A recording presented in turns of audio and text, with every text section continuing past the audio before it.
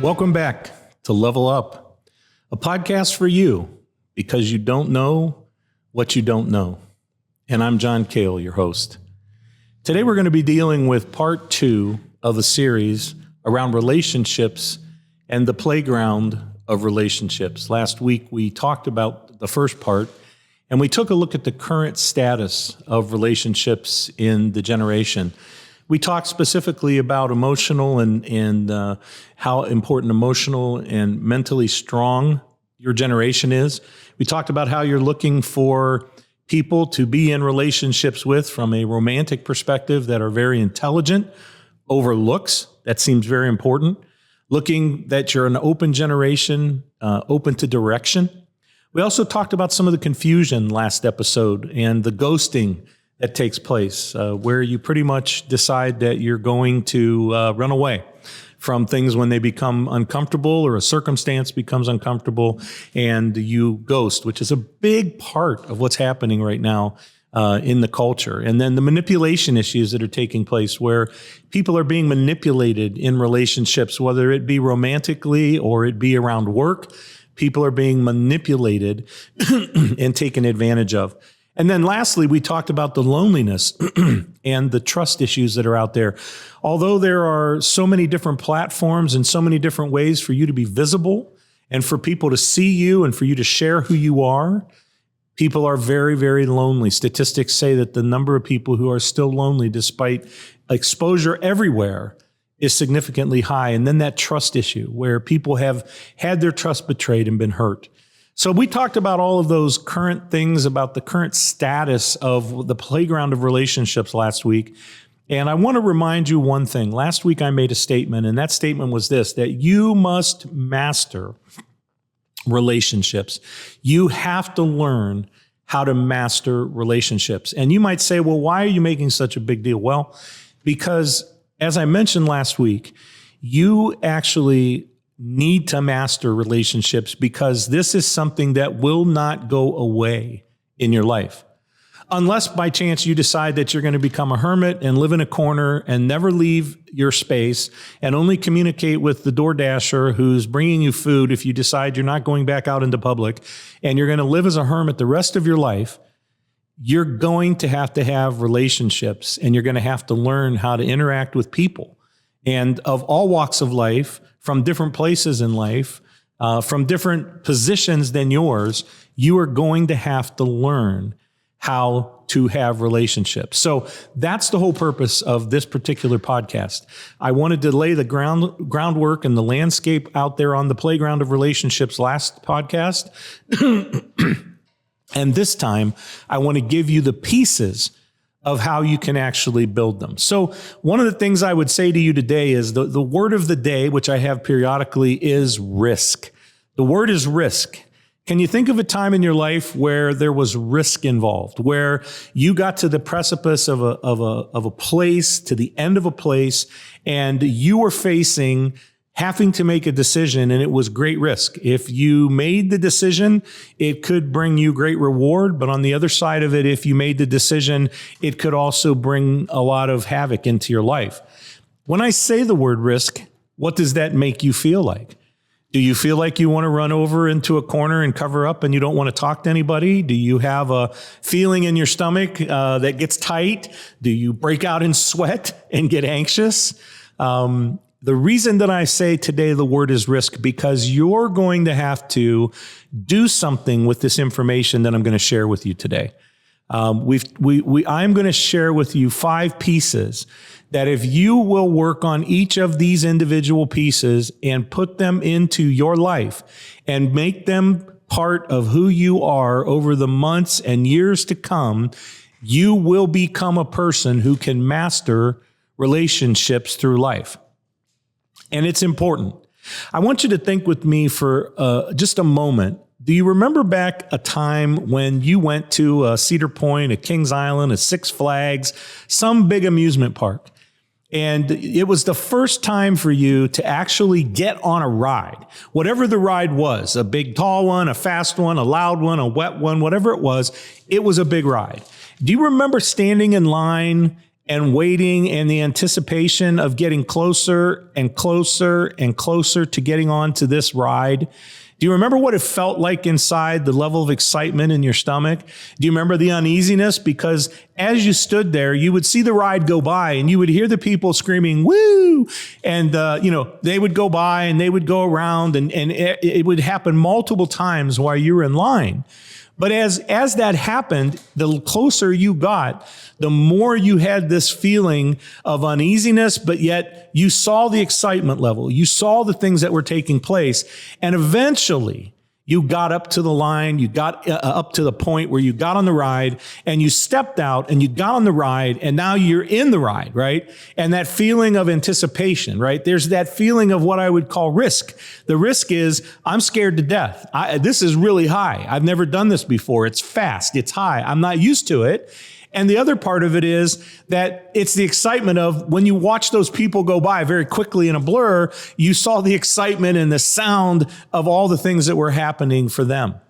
And now you get into the ride, right? And so you stepped from over here where you had the uneasiness and now you're committed, because once you're in that ride and you're buckled in and they come by and they click the locks and off you go. Remember the first time that happened to you and you went up the hill or it took you up to get ready to drop you, and that feeling of, oh my gosh, I am doing this. And even though you wanted to chicken out, there's no way you're jumping and undoing the belt and getting out and jumping.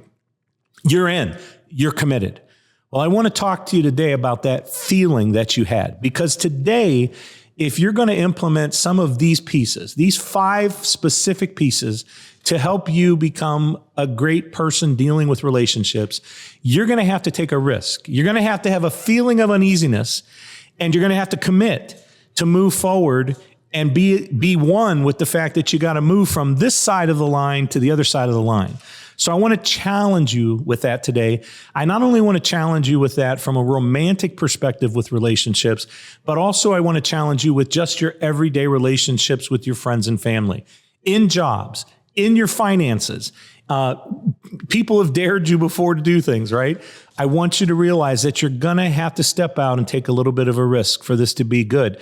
Remember, this podcast is something to add value for you, right? I've said from day one, I want to make this podcast a place where you can walk away and say, wow, I got help today in something that I didn't know. I learned something new and I'm able to apply something to my life.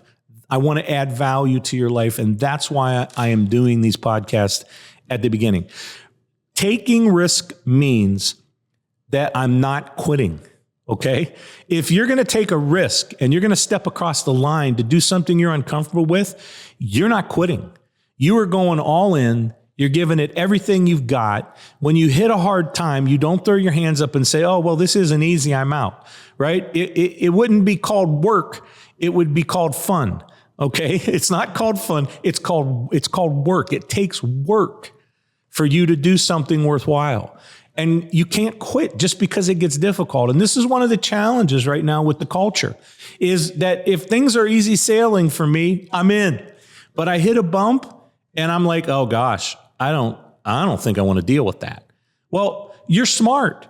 You guys have all of the resources available that any generation before you ever had. You have more available to you than anyone else. You can work through a problem. And guess what about you that's unique? Not only can you hit the wall where you have a problem, but you can go through it. And the reason you can go through it is because you're smart and you may actually create something different. I read a quote this week about the fact that your generation, risk doesn't mean that you don't do it. Risk means that you recreate how to do it. And that's a really cool thing, because that's how new stuff happens. Okay. So I want you to be open today to be willing to take some risk in your relationships with people, okay? You're going to need to change something. You're going to need to put something into action, and you're going to need to be able to monitor it, all right? So listen to that. You're going to have to change something in your life because of today's show. You're going to have to begin to put something into action, and you're going to have to monitor it so that you'll be encouraged to see, wow, this really works, all right? So let's do it. So the 5 pieces that are required for relationship foundation that will help you become a master at relationships. Now, let me just say this up front. I am not telling you if you do what I'm saying, you will become the master of relationships and you will be perfect and you will have your own show and make millions of dollars. That is not what I'm saying to you. I am not a psychologist, okay? I've not been trained as a psychologist. I have given money to a lot of counselors in my lifetime, talking to them and using their skills through things that I've had to go through. But what I am telling you is these are the basic pieces that if you will take them one by one and implement these in your life, like brushing your teeth every single day and taking a shower, it will become a new natural for you and it will become part of who you are. So let's talk about it. Number one, mutual respect, right? So the first thing that you need to lay out in a relationship is you need to have mutual respect. And what that means is valuing other people, right? Looking and valuing their opinions, the needs they have, and the boundaries that they have. This is a big challenge right now in our culture, guys. This is a huge challenge. The generations before you, it was kind of a standard, right? It was kind of a stand, a flag, a pillar, a point where you have mutual respect for people. People used to say, yes, sir, yes, ma'am, no, sir, right? Today, you barely get a name out of somebody, right? In the culture that we live in, people don't like it. And so the first thing that you're going to need to understand is you've got to have mutual respect. You need to value other people as much as you do yourself, right? There is a Bible verse with the golden rule that says, do unto others as you want them to do unto you. What would the world be like if we all lived by that? If when we met somebody or had a circumstance, we thought through before we acted about how they would feel about it, or how we would feel if that happened to us.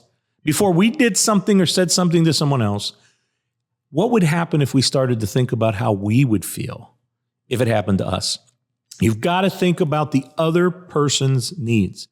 Also, another thing underneath of valuing somebody is listening to them. In the culture we live in the United States of America, it is part of our culture that when somebody has something to say to you, you listen to them.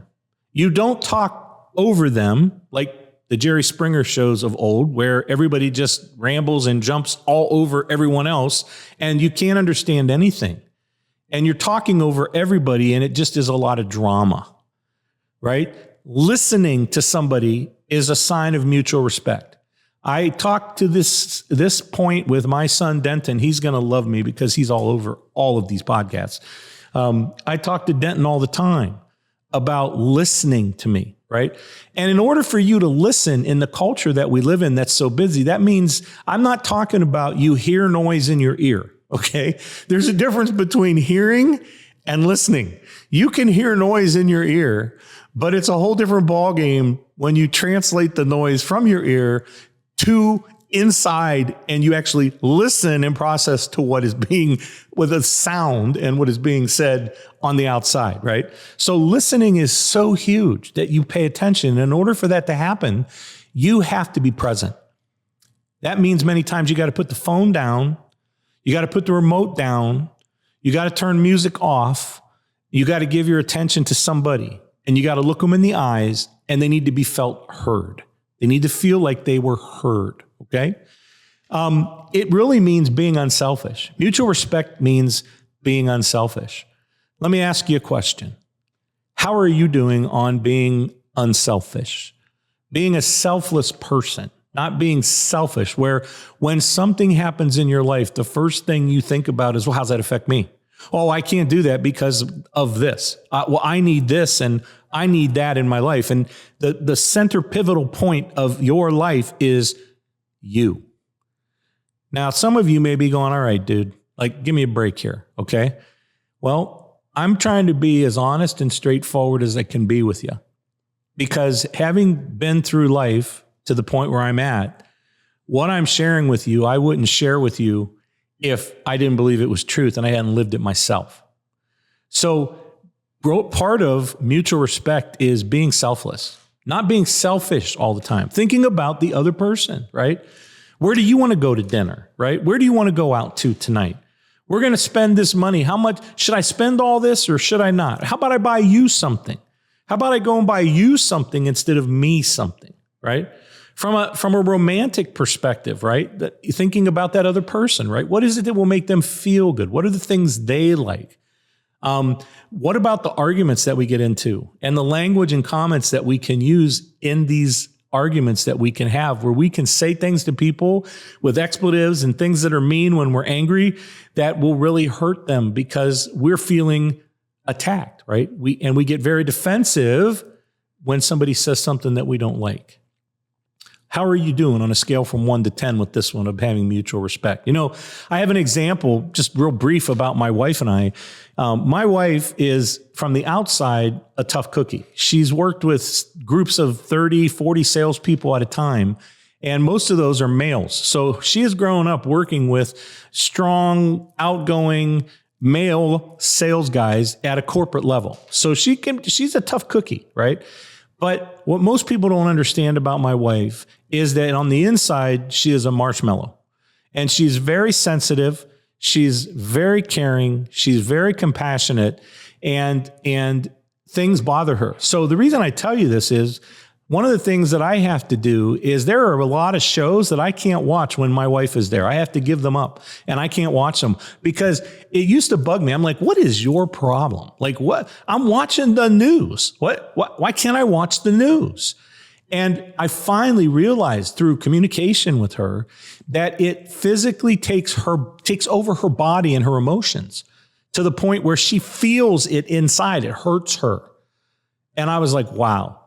I had no idea that was why this was happening. And so there are shows, I don't watch the news. She doesn't like to watch the news. It affects her. Anything with a lot of drama, she feels it. It goes beyond like, oh, well, this is a movie and I'm scared. It like goes into her skin and makes her feel things she doesn't like. So I have to be unselfish and be willing to not watch certain movies and certain things with her, just as an example of the applicability of mutual respect. So that is the first piece that you need to lock into, that you need to have mutual respect and value the other person, right? You're not better than them. They don't owe you anything.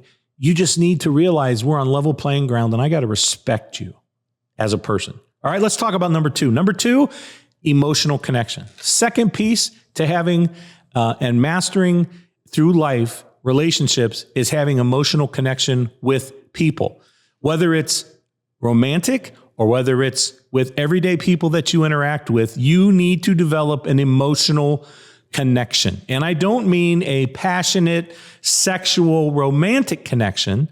I mean just an emotional, real, relational connection, right? Where sharing of feelings happens and affection takes place, and there's a sense of care. Now, what I will tell you is that depending on your upbringing, depending on the way that you were raised and your home circumstances growing up and your family dynamics, this could be tough. Because if you were raised in a home and in a situation where there wasn't a lot of affection, where people didn't hug you, where people didn't tell you they loved you a lot, right? You being open, and again, remember our word for the day? Risk. Right? This is not easy. You're vulnerable. Where you grew up, where there wasn't a lot of affection, and you weren't told that, you weren't asked your feelings, and you weren't asked to share what your thoughts were. This is a whole new thing for you, right? So I understand that can be difficult. Let me say this as well.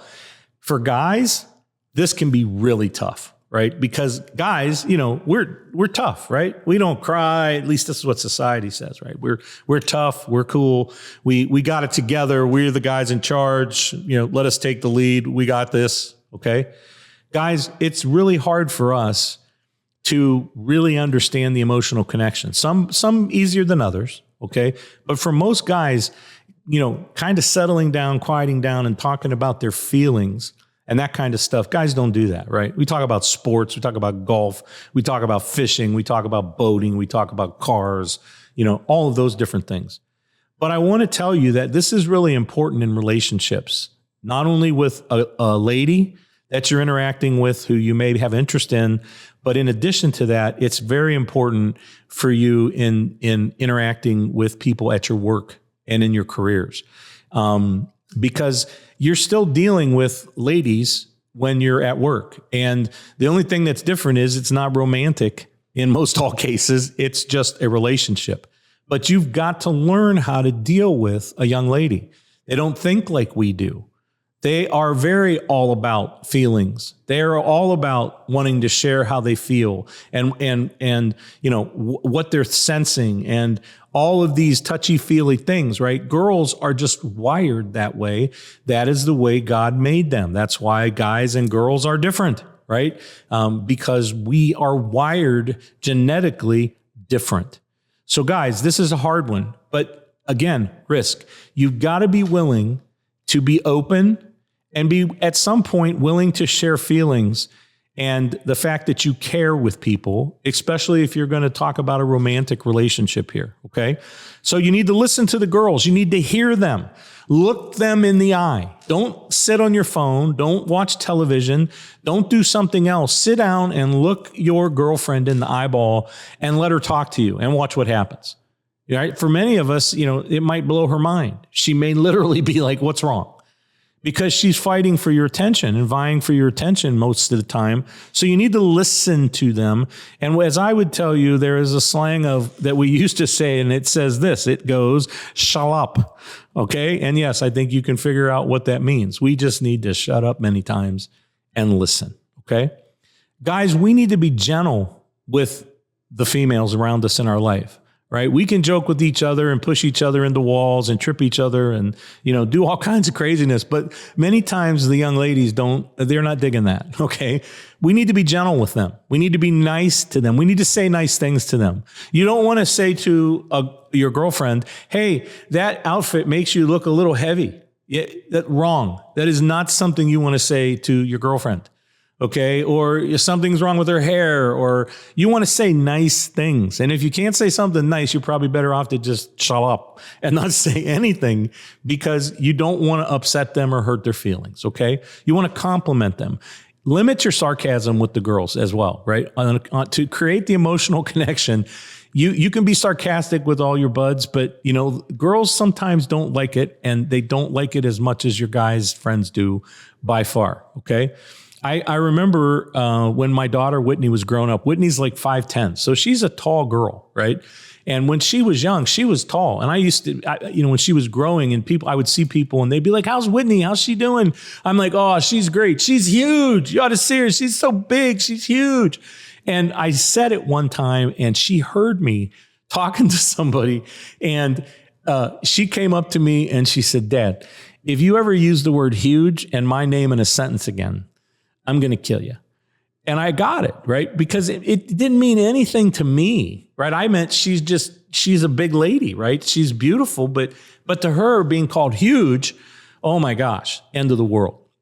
So we need to be careful, okay? And ladies, one of the things from an emotional connection with you and the guys is that you need to listen to him, right? You need to give him your attention. You need to look him in the eye, and he's got to know that he's been heard by you, right? Guys, we have this thing with respect, right? We have this like banner of respect that we carry, and we feel important and we feel emotionally connected with people who respect us. And so ladies, one of the things you can do is look him in the eyes and listen to him when he shares something with you. If he's going to share with you, number one, that's great. But when he does, look him in the eyes and listen to what he has to say. Pay attention to him. Tell him cool stuff. Tell him how cool his outfit looks. Tell him how oh my gosh, you look like you've been lifting. Guys want to hear that stuff. Okay. So emotional connection is huge.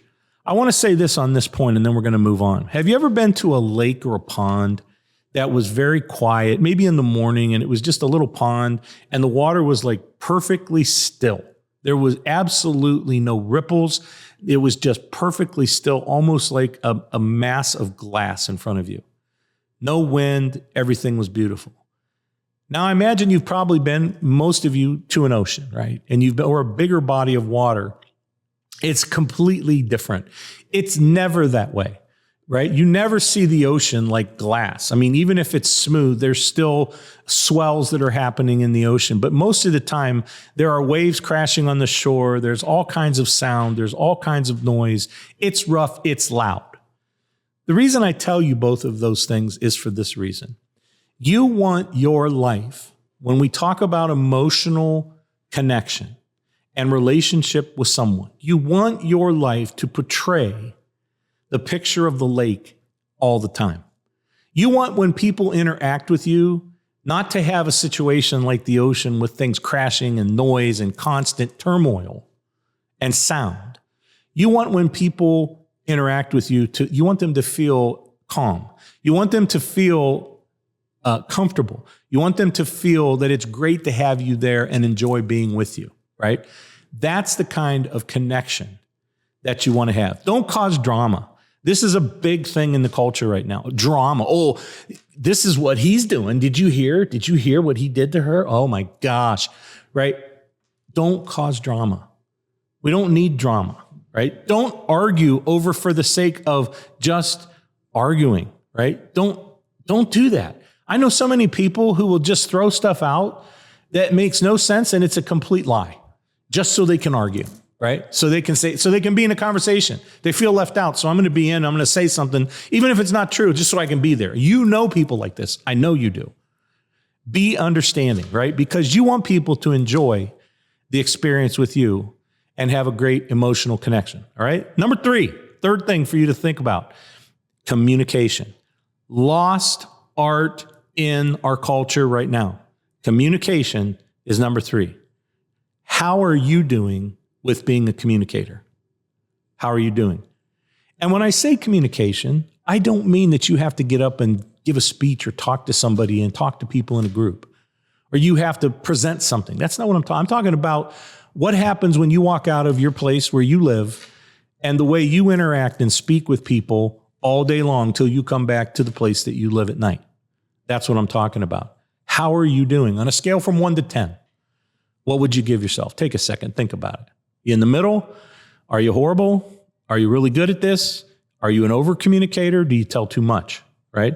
This is something that is really missing today. And one of the things that's really important about communication is that you have eye contact with the person you're communicating with.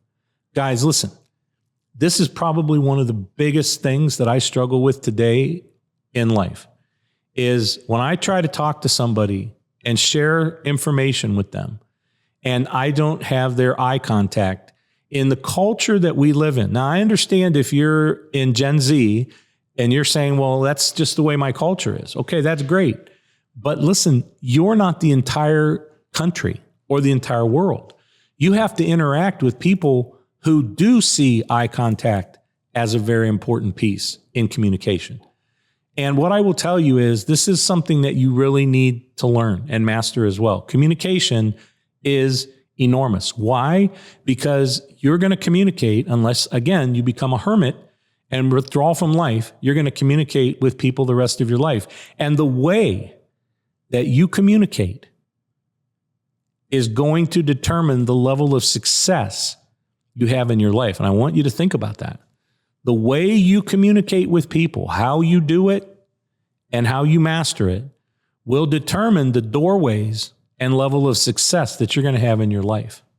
If you don't communicate clearly with people, let me explain to you what's going to happen. On the left side, there is this road you're going to go on, and life will go on, and you'll go through life for years and decades and come down to the end of your life, and hopefully you'll have a good life. But if you learn to communicate clearly with people, and you go off on the right side of the path, you would take a different route because your communication is stronger and better and you're focused on it.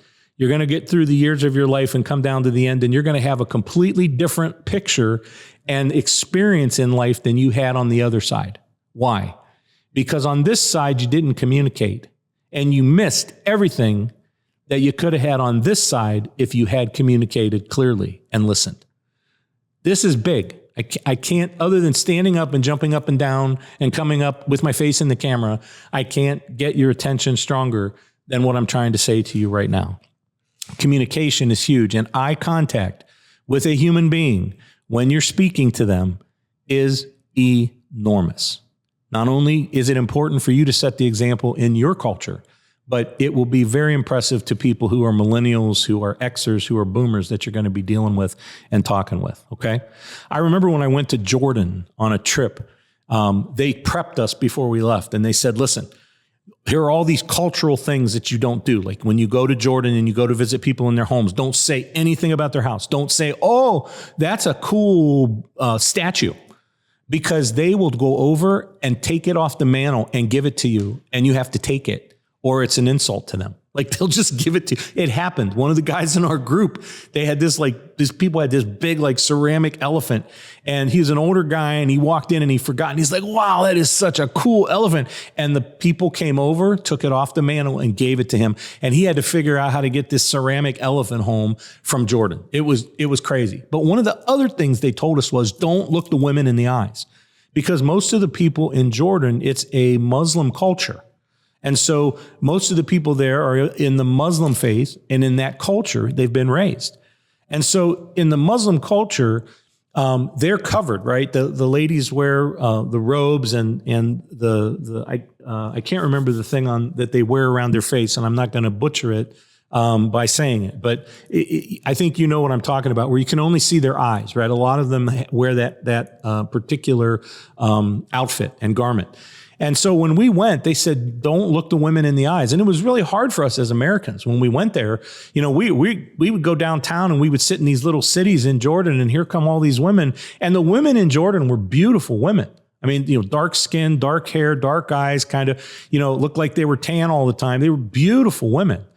And so here they would come, and as Americans, we normally look people in the face, right? So here they come, and we're looking at them, right? And we're like, we're not supposed to do that. And it was really hard for us to discipline ourselves. And many times we I think what they would call, they shunned us. They put their hand up in front of their face, like, don't look at me. And the reason was, from my understanding, and if this is wrong, I apologize, but I'm pretty sure this is right. What I was told was that it means much more than, hey, I'm just looking at you in the eye. It becomes more of a sensual, sexual kind of a thing if you look them in the eyes, right? So we had to modify what we do in our country of looking people in the eyes. Over there, it meant something completely different, right? So I just want you to know that in our country, this is huge. And this is something you need to learn to do, right? Learn to provide updates, guys, on communication. Learn to tell people about changes. Don't let people's time be wasted and money be wasted. If you are a communicator, you will be a person who gets things done. You let people know when you're dealing with them about something. Let them know what's going on. Don't walk away and just be like, oh, yeah, I forgot about that. No, communicate back. Let people know you're in a relationship about something. Communicate clearly as to what you're doing, okay? Because, again, it's not just something that you're going to transfer only in your culture. There are lots of other people that you're going to have to deal with, okay? I could talk a lot more on that, but we're going to move on to number 4, which is a big one, which is trust. This is the 4th piece that you have to have in mastering relationships. This deals with integrity. This deals with reliability. When I say the word trust, what do you feel? When I say trust, what are you feeling right now? Do you feel pain? Are you going through something where somebody's violated your trust, right? In order for you to have trust in somebody, you really have to kind of open up like the kimono and let people know who you are. And then we begin to build trust, right? Maybe you have let some people down and hurt people with trust, and maybe some people have hurt you. How is trust built is the question. Number 1, time. The more time that you spend with an individual, the more trust is going to go up. It's like a meter, right? The more time, the trust meter goes up. The more time, the trust meter goes up. Think about your closest relationships. Think about the people that are the closest to you. Think about the amount of time that you have spent with them. The second thing that helps build trust is consistency. It's not just a one-time interaction and, hey, you're my best bud in the whole world. It's consistency. It's time after time. You're consistent. You're telling me you're going to pick me up at 6:30. You do. You're telling me we're going to have dinner next Tuesday. We do. You're telling me you're going to take me out for my birthday. You do. Right? Consistency. You're predictable. You will do what you say you're going to do over a period of time, and it continues to take the trust meter up. Third piece there is honesty. Trust is built time, consistency, and honesty. So as these other two things are happening, you're proving that you're honest, right? There will be times that will come up where your friend in a relationship, whatever it may be, romantic or not, will be able to prove that you are honest, that you tell the truth, that there's a situation and you're going to be honest about it, right? Those three things, as they go, as time passes, raise the trust meter, and then you have a meter and a rating of trust for all these different influences and people in your life. You have to keep your word. Don't just talk smack, okay? Just don't talk smack. Just don't say stuff for the sake of saying stuff. I can't stand it when people just make stuff up. I always will ask people, if it sounds crazy, I will actually ask people, where did you get that? What's your source, right? There are tons of people, you know them, that just talk smack to get in on a conversation, okay? The one thing about it is that this deals with your reputation. Trust will deal with your reputation. And you say, well, what is a reputation? Here, this is as simple of a definition of reputation as I can say. Your reputation is the thought bubble of who you are when people see you coming, okay? It's the thought bubble that sticks out the side of their head of who you are when they see you coming. What are they feeling? What do they think about? Oh, here comes Joe. Here comes Sally. Here comes John. And they have a picture of who you are in this thought bubble, right? That's your rep, okay? So you want a good rep. And that happens through you being trustworthy and through you being honest. And if trust is broken, guys, it's like if you ever seen a broken mirror, like a mirror is you look in a mirror and you can see everything, it looks great. But man, if that mirror gets broken or cracked, right, it's distorted. Now the same image that you looked into that mirror and you saw yourself before, it was great. Now you're all like cut and distorted and it does not look who you are. That's what happens when trust gets broken, right? And you can't put that back together. To put that mirror, and eliminate those cracks and the distortions that are there, man, that's virtually impossible. Well, once trust is broke, it's really tough to rebuild it. I'm not saying it can't be rebuilt, but it can be very tough. Why? Because in order to get trust, remember, you had to be open and vulnerable and take risk. And it dealt with time and it dealt with consistency and it dealt with honesty. And there was a lot of stuff that went into that relationship that you had developed with trust. And somebody just decided one day to blow it up. It doesn't come back together just because. And sometimes they don't ever get back together. So guys, trust is the fourth piece. And then lastly today, the last piece is commitment. Commitment. That you are dedicated to this person, to this relationship, to this friendship. Being committed in the relationship with a person is not conditional in any case of relationship, romantic or otherwise. Relationships should not be conditional. It should not be about what can you do for me? What can I get from you? It should not be about what you look like, how you make me feel. It should not be about how much money you have. Relationships should not be conditional. They really should be unconditional. That means that you care about somebody, you love someone, either romantically or just as a human being, based on who they are, is care. And it's not based on, you make me feel good, you make me happy, you do this, that. No, it's unconditional. The other thing about commitment is that you have to have follow through. Okay? Keep your promises. Don't just tell people, yeah, no problem, I'll do that. And then walk away like you never said it and forget it and leave somebody hanging. This is missing in our culture today. These are the kind of things that if you will start doing them, it will take your game to the next level. It will take your game in life to the next level. You watch what happens with the people you interact with. You'll stand out like a thumb that got hit with a hammer and it's beating red because it hurts, right, on your hand. You will stand out in a big way if you will take some of these things and put them into place. Never just give an answer. Follow through and do what you say. Show up and do the hard stuff. No excuses. Do the hard stuff, right? Don't be a person. Do not be a person who looks at a situation and starts to get into something with somebody at work, for example, and then it gets hard and you just bail. Or you become a friend with somebody who's having a rough time and you just bail out and you ghost them.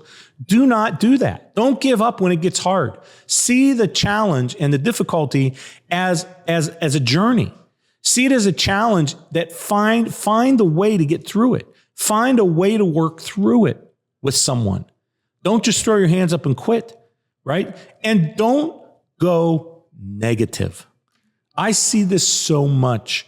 Something comes up and immediately the first thing is people will give you 5 reasons why we're not doing this. They don't talk about, oh, wow, it would be cool if we did this. And, oh, maybe we could try that and this and the other thing. No, they're going to tell you right up front, oh, well, we can't do that because A and because of B and C and D. And within a minute, they've talked themselves out of the situation or the relationship or the step they need to take because they've looked at all the negative and they've been demotivated and talked themselves right out of it. Listen, you're going to miss something big if you do that. And if you hang around with people who are always finding the negative things, that they find why you can't do something, you better really rethink those relationships.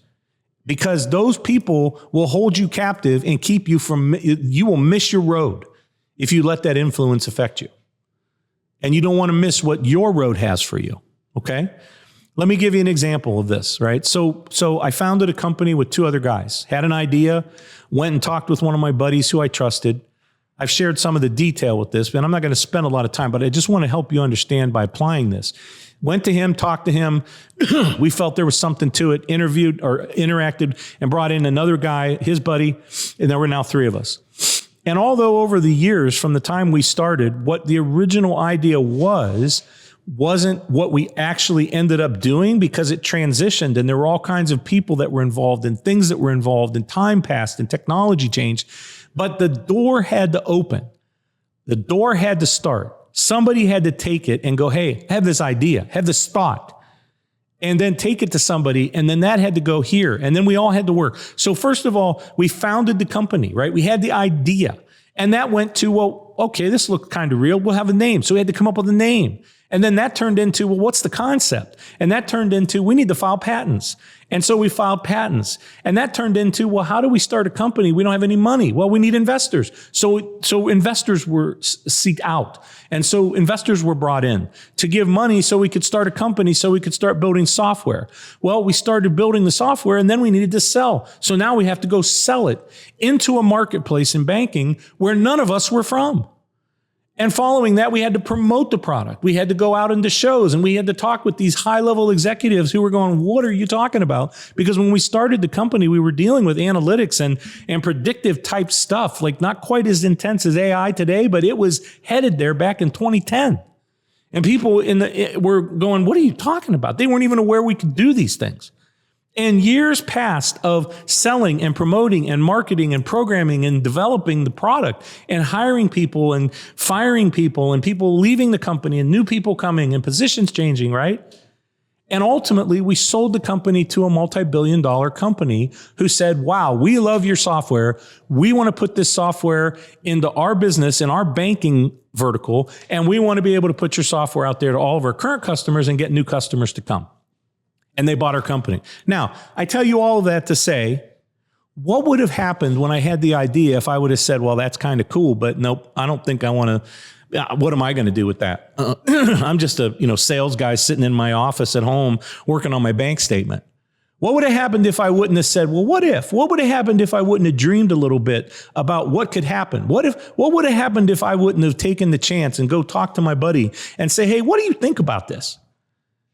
What would have happened if we realized, oh my gosh, they're going to be a stack of patents this big that the patent attorney is going to give us to go through and read? What if we just said, well, that's hard. We can't do that, right? All the steps that took place to sell it, we would have missed the most amazing opportunity that we all had in our life so far from a business perspective to ring the bell and sell our company and exit.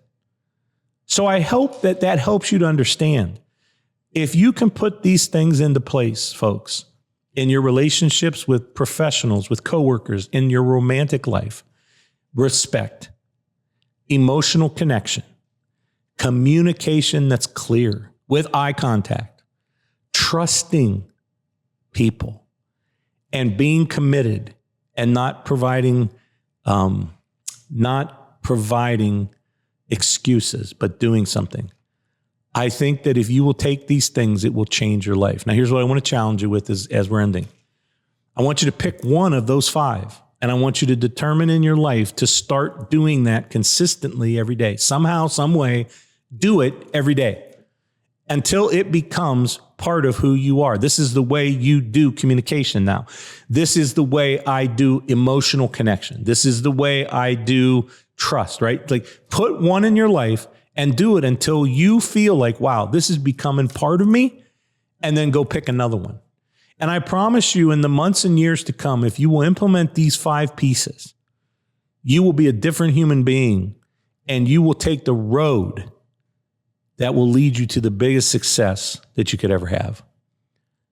I really appreciate your time today in the podcast, and I hope that this will help you, but you're going to have to do something about it. So thank you for being here today. Thank you for your attention. And I hope that you'll go and put these things into place in your life. Next time, I want to tell you about a friend of mine who's going to join us for a 2-part podcast.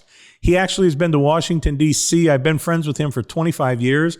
And the title of our podcast is going to be From Slinging Blow to a New Go. Yes, you heard it right. From slinging blow to a new go. So he was a big pen of drugs and those kinds of things in this region for many years, but had an amazing thing happen in his life. And we're going to talk about his upbringing, his life as that person in the slinging blow world.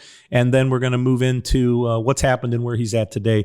We're also going to be talking about in the future a couple series about God and me and how's that work really. Right? So God and me, how's that work really? And that's going to be about a very real look at some spiritual things that are very simple to understand, no big words, no deep stuff that you don't understand. But I think you'll come away from that with a completely different understanding of religion and God. And then coming as well this summer, we're going to be talking about entrepreneurship. You can have your own gig. And I'm going to be bringing my partner in, and he's going to be talking about his road as an entrepreneur, our road in finding the company or founding the company, and technology, specifically some of the things that are hot in that right now for some of you who may be interested from a job perspective. So until we see or talk to each other again, remember there's one you, you're unique, and I'm John, and I'm out.